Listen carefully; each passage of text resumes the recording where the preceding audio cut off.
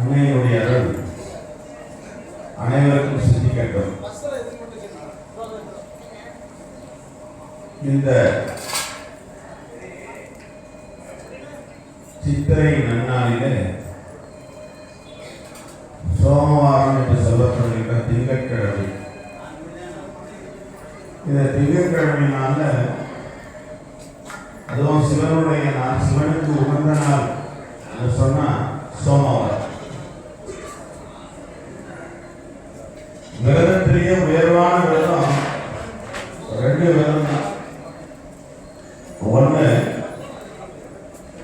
சோமவார விரதம். தன்னுடைய கணவன், குடும்பம், வாழ்க்கை அத்தனையுமே சிறப்பாக இருக்க வேண்டும். இப்ப நிறைய புது புது புது புது இது பரிகாரங்கள் அது எது செய்யணும்னு சொல்றாங்க. தவறில்லை. பரிகாரங்கிறது ஹோட்டல்ல சாப்பிட்ற சாப்பாடு, தினம் அம்மா கையில் சாப்பிட்ற சாப்பாடு வயிற்று கட்டாது. அந்த சாப்பாடு சுவையா இருக்கும், நல்லது நடக்கும். ஆனா அந்த சோமவாரம் இருக்கிறதுக்கு உயர்வான சோமவாரம் விரதம், வைஷ்ணவனுக்கு ஏகாதசி விரதம். அதனால ஒவ்வொருத்தரும் இந்த சோமவார விரதத்தை அனுஷ்டிக்கணும்னு சொல்ல முடியாது. எல்லாரும் இப்போ என்ன செய்யறாங்கன்னா செவ்வாய்க்கிழமை வந்துருக்காங்க, வெள்ளிக்கிழமை வந்துருக்காங்க. சோமவாரம் திங்கட்கிழமை ரொம்ப முக்கியமான நாள். அந்த நன்னாள்ல ஒரு அற்புதமான இந்த வீரபத்ரனுடைய இந்த ஆலயத்துல, காளிகாம்பாவுடைய ஆலயத்துல, மகா காளி ஆலயம், நம்ம வாழ்றது இடம் எவ்வளவு பழமையானது, எவ்வளவு முக்கியமானதுன்னு தெரிஞ்சுக்கிற இல்லையா? நம்ம இப்போ புதுசா பார்த்தீங்கன்னா அண்ணா நகர்னு ஒரு நகர் இருக்கு.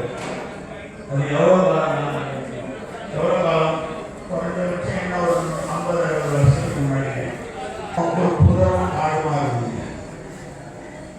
ஆனா இந்த இடம் எல்லாத்தையும் சொல்லி கொடுத்தாரு. அதனால நான் எங்கேயும் சொல்ல முடியாது. அசோக் பண்ணிருக்கார எல்லாத்தையும் சொல்லி கொடுத்தாரு. முதல்ல அவர் எங்கிட்டாருன்னு சொன்னார், சுவாமி ஒரு பெரிய வீரபத்ர சுவாமி இருக்காரு, காளி அம்பாள் இருக்காங்க, பெரிய காளி சொல்றது. நான் சிரிச்சுட்டு சொன்னேன்.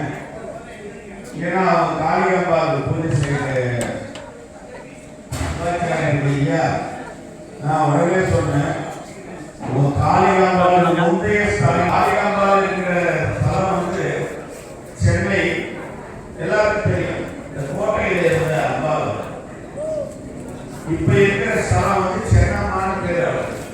சென்னம்மா, அந்த சென்னம்மா தான் காளிகாம்பாளா நமக்காக கருணைக்கூடிய.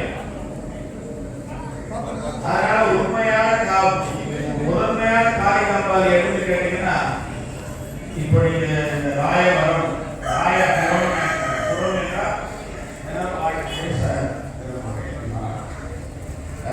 என்று சொல்லக்கூடிய கிருஷ்ணதேவராயன்னு சொல்லுவாங்க. கேள்விப்பட்டிருக்கேன். கிருஷ்ணதேவராய காலம், திருமண நாயகனுக்கு முன்னாடி கிருஷ்ணதேவராயன்னு ஒருவர் இருந்தார். அதனால ஊரை என்ன பண்ண, ராயர்கள் நாயகர்களுடைய ஆட்சி பெற்ற இதுவாக இருக்கலாம். நான் சொல்றேன், உடனே யாராவது ஒருத்தருக்கு ராயபுரம் கிருஷ்ணதேவராயர் சேந்தவராயர். இப்போ நம்ம திருவடிசூழலுடைய இடத்துல ஆட்சி பண்ண ஆள் யாருன்னா சேந்தவராயன் பேரு. இந்த ஸ்தலம் ராயபுரம். அப்ப ராயபுரம் சொல்லக்கூடியது எப்படின்னா வனப்பிரதேசம். நான் ஒரு 40 வருஷத்துக்கு முன்னாடி இந்த கோவில் பார்த்தீங்கன்னா அப்படியே வண்டி போயிட்டு நிறைய மரங்கள் இருந்தது. இந்த அம்பாள் அப்படியே திக்ஷமா இருக்கும். அருள் வாரி கொடுக்க முடியாது. நிறைய பேர் பக்கத்தில் இருக்கணும், நிறைய தெரியாது. கொஞ்சம் குறைவா இருக்கிற கோயிலை பார்க்கணும். அப்ப நான் சிறு வயது, என்ன எனக்கு 15 வயது இருக்கும். அப்ப பார்த்தது அப்ப சொன்ன இது ரொம்ப பழமையான கோவில், நான் பார்த்துருக்கேன். இப்ப பார்க்கிறேன், நான் எனக்கு ஒன்றும் வித்தியாசமே தெரியல. அப்படியே எனக்கு மற்ற கோவில் பெரிய சிலையெல்லாம் பார்த்தா சின்னதா தெரிய மாதிரி இருக்கும். ஏன்னா அவங்க அம்பாள் அமர்த்துறையில் இருந்து என்ன சின்னது போல தெரியுது.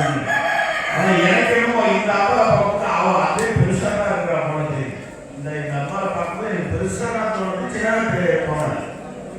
அப்படிப்பட்ட ஒரு பெரிய உருவம் கொண்ட, அதே போல வீரபத்ர சுவாமி. இப்ப கோவில் கொஞ்சம் நேரம் ஏற்றிக்கிறாங்கன்னு நினைக்கிறேன். அப்போ வந்து நல்லா அவசரமா இருக்கிற மாதிரி எனக்கு முதலே தோணுது. பெரிய சுவாமி அந்த அடிப்பீட மறைஞ்சிருக்கு. அவ்வளவும் பழமை பெற்ற ஸ்தலம். நாங்கள் இருக்கிற இடம் எப்படிப்பட்ட ஸ்தலம் தெரிவிக்கிறாங்க. அப்படிப்பட்ட பெருமை வாய்ந்த இந்த ராயபுரத்துல இந்த காளிகாம்பாள் உடனுரை வீரபத்ரன் சுவாமி இருக்காரு. பழமையான பிரசித்தி பெற்ற ஸ்தலம். நான் இந்த நாளில் அதை சொன்னாங்க. எவ்வளோ பேர் என்னை அழைப்பாங்க. எனக்கு இந்த 21 நாள் வெளியே வர மாட்டேன், தயவு செய்து என்னை விட்டுருங்கன்னு சொல்லுவேன். நம்ம அசோக் சொன்ன சுவாமி இந்த மாதிரி அவங்க செய்கிறாங்க. பிரமாதமான கோவிலுக்காக செய்கிறாங்க. நான் பார்த்தது நிறைய அவர் அழிச்சது நம்ம கோவிலுக்கு நிறைய செஞ்சுட்டாங்க. அதனால நான் இந்த முறை கண்டிப்பாக வரேன். கோவிலுக்காக வரேன். நான் வெளியே வந்து தனிப்பட்ட வீட்டுக்கு வரேன். சுவாமிக்காக வரேன். நான் இந்த வருஷம் கண்டிப்பாக வரேன்னு சொல்லிட்டு வருதுன்னு நான் இங்கே வந்ததுக்கு முக்கிய காரணம் அது ஒன்று. வந்து பார்த்தது எனக்கு ரொம்ப சந்தோஷம். அதெல்லாம் நீங்க செய்கிற சிறப்பாக ஆத்மார்த்தமாக செய்யறாங்க. நிறைய பேர் என்ன பண்ணுவாங்கன்னா தன்னுடைய உருவங்களை தான் போட்டுருவாங்க. வாழ்க என்ன போட்டு இப்போ நான் அம்பாள் படமும் அந்த நிகழ்ச்சியை பார்த்துட்டு வந்தேன். ஒருத்தர் யாராவது இந்த விழாவை சிறப்பிக்க வருகின்ற முன்னவரை பின்னவரை பேச்சு இங்க வந்து சைலண்டா ஒரு புரட்சி நடக்குது. ஆன்மீக புரட்சி. உண்மையில சொல்றேன். அதுக்கு காரணம் என்னன்னா செய்யறவங்க ஆத்மார்த்தமா அந்த அம்மா சாமி எல்லாம் எடுத்து செய்யறாங்க. அப்போ அந்த ஈடுபாடோட செய்யக்கூடிய விஷயம். இப்போ உடனே நான் நினைச்சேன், இதை பார்த்ததே என்ன எனக்கு எப்பவுமே எந்த கோயில் கூட தம்பி சொல்லணும், அசோக் சாமி சொல்லணும் இல்லையா, நல்ல அவங்கள பற்றி சொல்லணும் இல்லையா. ஒரு சில பேர் செஞ்சாங்கன்னா ஏதாவது பூஜை செஞ்சா அப்போ ஒரு கூடு விழா பண்ணிட்டு போயிடுவாங்க. நம்ம அசோக் சிவாச்சாரியா இருக்காரு, செஞ்சாருன்னா மேல மேல ஓய்வு என்ன செஞ்சாரு அவருக்கு அவர் பெருமைக்கு ஏதாவது எக்ஸ்ட்ரா சொல்லி விடணும்னு நினைச்சாரு. உண்மை எதுவும் சொல்றாரு. உண்மை அதை பொய் மட்டும் பொய் சொல்லக்கூடாது. அதனால ஒரு இடத்துல ஏதாவது நல்ல காரியங்கள் செய்யணும்னு நினைச்சேன்னா நான் உடனே சொல்லுவேன், அசோக் பொண்ணு கொடுப்பாங்க. அப்ப இங்க எவ்வளவு பார்த்தீங்கன்னா எவ்வளவு இந்த 5வது வருடம் சொன்னாங்க சிறப்பாக நடக்குது. அப்போ இந்த சிறப்புக்கெல்லாம் யார் காரணம்னா நல்ல எண்ணங்களும் காரணம். இதை எடுத்து செய்யணும், நல்ல இருக்கணும். அதே போல இங்க இருக்கிற பக்தர்கள், இங்க இருக்கிற முக்கிய பேர் தெரியாது, ஆனால் நல்லவர் அவங்க முடிவு போயிடுது. இதோட நல்லவர்கள் எடுத்து செய்கிற செயல் வந்து எல்லாம் நல்லதாகவே நடக்கும். இப்படிப்பட்ட இடத்துல இப்போ நான் இங்கே வந்ததுமே உடனே எந்த கோயிலாக போகணும்னு வச்சுக்கோங்க. ஏதோ போனோம், பழகத்தை கொடுத்தாங்க, மாலையை கொடுத்தாங்க, பழத்தை கொடுத்தாங்க, நம்ப முடியாது. இப்போ உடனே எனக்கு மைண்டில் என்ன ஓடுறது கேட்டீங்கன்னா இந்த கோயில் எப்படி இன்னும் உயர்த்தணும்னு நினைக்கிறேன். இந்த கோயில் இன்னும் எவ்வளோ அளவுக்கு உயரணும்னு நினைக்கிறேன். அதற்கு அம்பா அவருக்கு என்னென்ன செய்யணும், என்ன மாதிரி செஞ்சு காமிக்கணும், அது போல என்னுடைய எண்ணங்கள் வரும். அதனால் இந்த நன்னாளில் சிறப்பு மிக்க பழம் பெருமையான சென்னைன்னு சொன்னாலே அது காலத்தில் சென்னைன்னு சொன்னால் அந்த ராயபுரம் நிறைய பேருக்கு தெரியும். நான் தெரியும்னா சொல்லிடுறேன். இந்த ராயபுரம் சென்னை ஒன்று பாலிமணி கிடையாது. அதுக்கப்புறம் பாலிமணி வந்தது.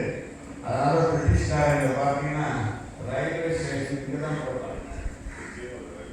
ரயில்வே ஸ்டேஷன் போட்டால் ஆதி சென்னை இதுதான் இது. அதனால சென்னை என்று சொல்லக்கூடிய இந்த நகரத்தில் இந்த புன்னை வனம் என்று சொல்லப்படுகின்ற இந்த சென்னை மாநகரத்துடைய புன்னை வனத்தில் கடற்கரை உலகத்தில் இந்த விடுதலூர் பகவதின்னு ஒன்று இருப்பார். அவரும் 2000 பழமையான வருஷம். அது போல பழமையான ஒரு மகா காளியவர். அதனால இவர் இறுக்கி பிடிச்சிட்டார். அதாவது புறச்சாமிகள் மகாராணி படம் சொல்றாரு. புறச்சாமிகள் எல்லாம் போய் இந்த நாளைக்கு நிறைய பேர் தப்பா நினைச்சிட்டாருங்க. ஒரு படம் எடுத்து வச்சிருக்காங்க, வணங்குறாங்க, அவர் சரிங்களா நிறைய நேராக எடுத்து வந்து எங்கள் கோவில் மரத்தை எடுத்து வச்சுருக்காங்க. அது என்னன்னு புரியல. நான் வேணான்னு சொல்ல அவங்கள வணங்கணும், அவங்க குருவாக நினைச்சு வரணும். எல்லாம் சொல்ல முக்கியமான தேவி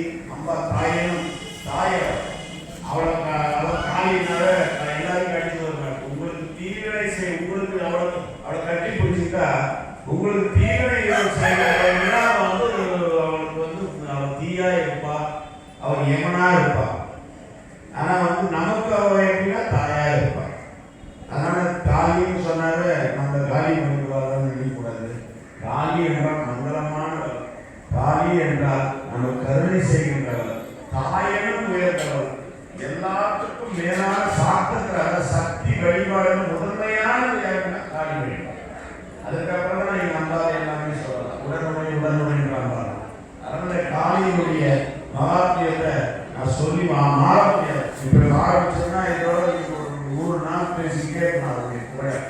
அதனால் அந்த 100 நாளை 100 மணி நேரத்தை 10 நிமிஷமா மாற்றி இந்த 100 வினாடிகளாக மாற்றி அவருடைய பெருமையினால் நீங்கள் அவருடைய அருளாலும் அவருடைய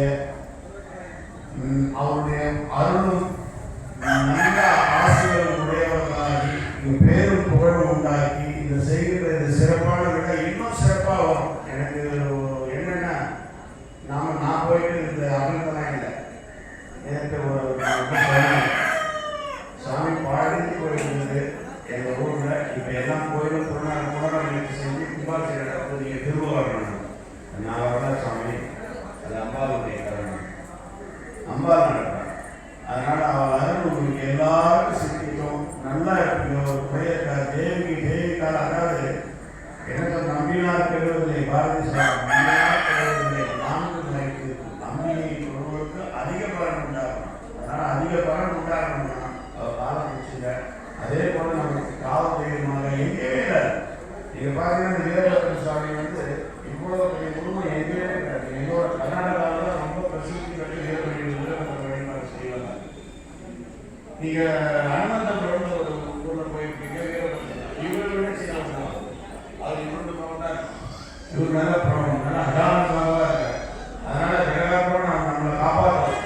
நமக்கு வழித்துணையாக இருக்காங்க, நமக்கு பக்கத்துணையாக இருக்காங்கன்னு சொல்லி நீங்கள் எல்லோரும் எல்லா நலமும் பெற்று பல்லாண்டு பல வாழ்வு வாழ வேண்டும் என்று சொல்லி அன்பிலேயும் வீரபத்ர சாமி நான் அவருடைய பாதாளத்துக்கு பிரார்த்தனை செய்கிறேன். வணக்கம், நன்றி. இந்த நேரத்துக்கு இந்த சமயத்தை எனக்கு இந்த தேவியினுடைய சுவாமியினுடைய அனுகிரகத்தை அருள் செய்ய வேணும்னு என்னை அழைத்தவர்களுக்கும் நன்றியை தெரிவிச்சுக்கிட்டு இந்த அனைவருக்கும் நல்ல அருள் சிந்திக்கப்பட்டு வழங்கி கொண்டு தேவியை பிரார்த்திக்கிறேன். நன்றி. நம்ம ராயபுரத்தின் சார்பாக பத்திரகால வீரபத்ரனுடைய ஆலய நிர்வாகத்தின் சார்பாக நன்றி பலத்த கரகோஷம் ஆலய மரியாதை